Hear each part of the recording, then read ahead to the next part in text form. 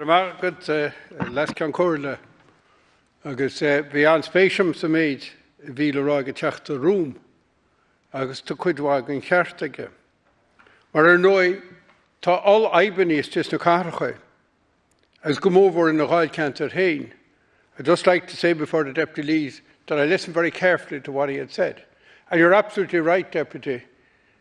There are mega problems in our cities based on community.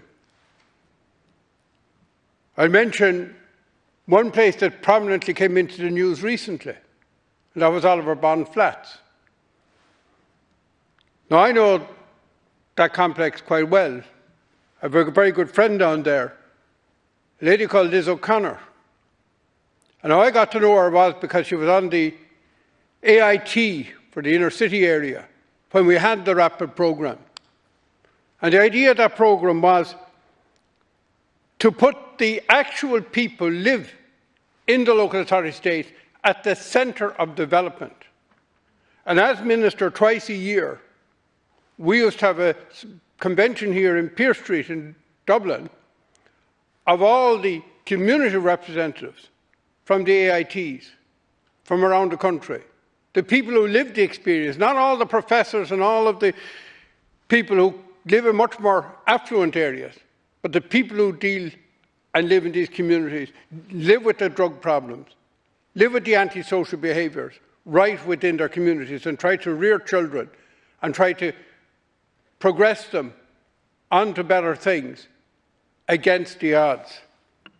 And I fully agree with you that, to me, one of the greatest mistakes that was made in 2011-12, because it wasn't costing any money, was to abolish the RAPID programme.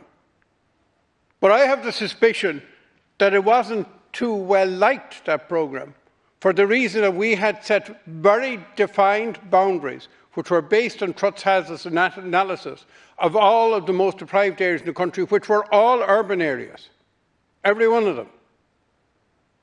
And we made sure the money was spent within them. But of course, when they got rid of the boundaries, when they got rid of the AITs, it was easier to spread the money around outside of those areas, even though everybody who knows anything about these areas realises they are the areas with the most severe problems in the country. Now, I've always believed that urban deprivation, and where we push more and more people unnecessarily into cities, many of them who don't really want to be there, is the flip side of the issue in rural depopulation. Now, what I find when I walk the houses of rural Ireland is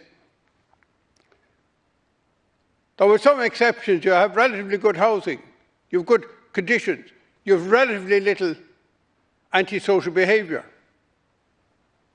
you have good community life. The only problem is all the young people are gone.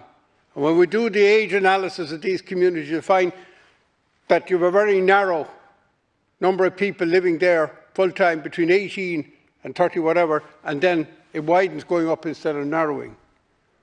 And we need to tackle this unnecessary movement of people where we've underutilised facilities in one part of the country, and in other parts we're pushing the people in, and we cannot keep with demand in terms of schools, in terms of social services, in terms of medical services and so on. Now, in the few minutes left to me, I'd like to address the issue of what is our vision of rural Ireland, because I noticed for the last 10 years, every time we talk about rural Ireland, it seems to only consist of towns and villages. And every reference to the rest of the people, i.e. 30% of the national population, are to those either living in the periphery or in the hinterland or whatever, as if they didn't live in real places, that they weren't part of a real community, even though any of us who have experienced living in the rural areas know that sometimes those communities are far stronger. And I have lived in both. I spent my formative years in the city here, and I've lived my adult life in the country.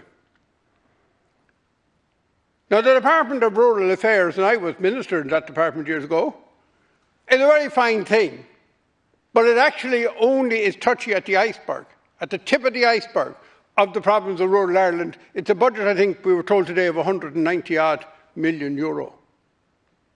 Because rural Ireland needs the exact same services as the rest of the country. It needs health, education, roads, sewage and all the rest. And the reality is that it's other departments really call the shots.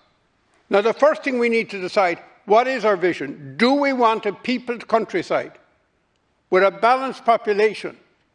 Or are we happy with a dying countryside with only old people left and all the young people gone away? Although COVID has shown two things.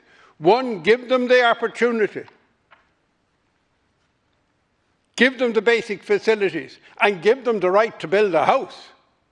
And they'll flock back in good numbers. And therefore, we need to get that basic philosophical point established.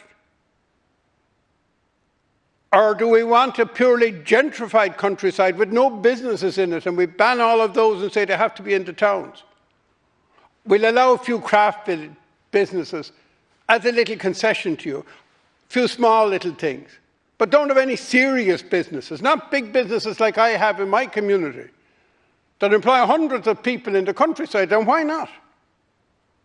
I tell you one thing, if you tried to put the business near me in the city or in the town, they'd be all given out. They'll be all opposing the plannings. But where we live, we have some of the most scenic part of the country, a hidden gem in the Joyce country with major industry in it. Because they're well sited, well run, and because the people want them. Now, Minister, we need facilities. I'm going to mention something that I know isn't in the lexicon at the moment. Now, I built a number of greenways. I started the greenway thing when I was Minister. But in rural Ireland, the greenway is for recreation, and I walk more than most. I averaged this year so far 10 kilometres every day, good days and bad days. So some days I'm doing up to 20 kilometres, and some days I might only get 4 or 5. But is anybody really suggesting to me, since I'm 32 miles from Galway, that when I go to Galway, that I'm going to hump all the bags, the overnight bags, and the 2 or 3 briefcases I have, and put them on my back and hike it to Galway? So I need roads. And the first thing you'll find when you go to rural Ireland is the LIS roads, it's the local roads, it's the tertiary roads, it's the county regional roads, it's then the national secondary routes, and primarily, eventually it's the primary routes. We need ways, safe ways of getting from place to place. We need water in the remaining houses that are dependent on private supplies, that are variable and are not as well tested or as good as a public supply. There's a small amount of these to be done. We had a great scheme under the CLAR programme. We were doing them really rapidly, and that problem could be eliminated in the country. And what happened? The scheme was pulled. We need sewage in the unsewered villages. We're always talking about people settling in villages, but how can you settle in an unsewered village? So we need sewage in our facilities. It's an ironic thing that actually building in cities and maintaining building and knocking them down and rebuilding and regenerating is way more expensive per head of population than in urban Ireland. Because most times when people build in urban Ireland, they're using the existing road. The electricity is pervasive there anyway, so you're paying half the cost of connecting to the local supply passing your house. You pay to connect to the water. And if you do the bit on your own land yourself, and you have to pay €300 per metre for the bit on the road if you can't get it outside your gate, and so on. So when people build, there isn't any huge infrastructural cost to the state.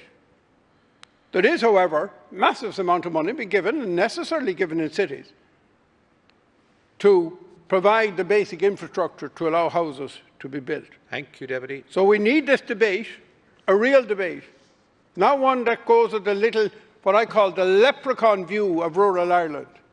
The leprechaun view that sees it as a pretty place for people to go on their holidays and to look at some of the remaining natives that are there and say how quaint they are. We are living, vibrant communities with young people who are as smart as anywhere in the country. And people should have a choice where they live. And it should not be dictated by Europe. It should not be dictated by Dáil. It should be something that people have a basic right to do.